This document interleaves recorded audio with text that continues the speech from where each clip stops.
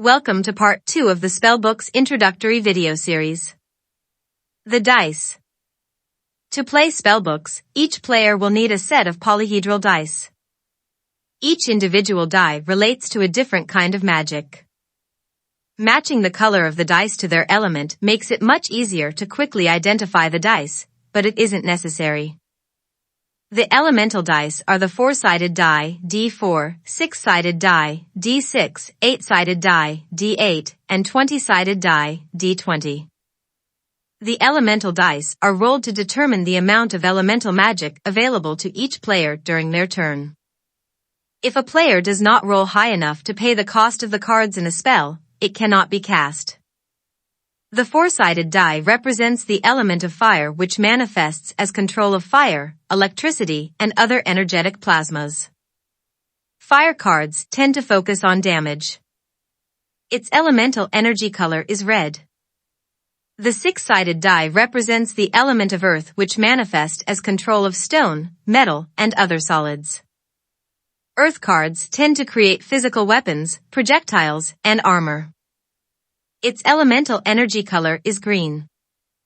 The 8-sided die represents the element air, which manifests as control of winds and airflow. Air cards tend to influence the scope and speed of the player's spells. Its elemental energy color is yellow. The 20-sided die represents the element water, which manifests as control of water in all its forms, as well as other liquids. Water cards tend to influence the flow of magic on the field. Its elemental energy color is blue. The ambient magic die is a 10-sided die. Ambient magic represents the constantly ebbing and flowing link to magical energy that allows a magician to access their spells.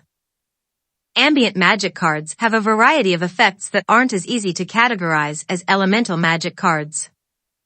In addition to the various magic dice, a 12-sided die is required to determine speed. At the start of each round, all players roll their 12-sided die to determine their speed. The player with the highest speed takes their turn first, the lowest speed, last. There is no specific color associated with speed. After speed is determined each round, players roll their magic dice to determine their total available magic in their upcoming turn. Alright. Now that we've gone over the dice, the next video will explain the cards.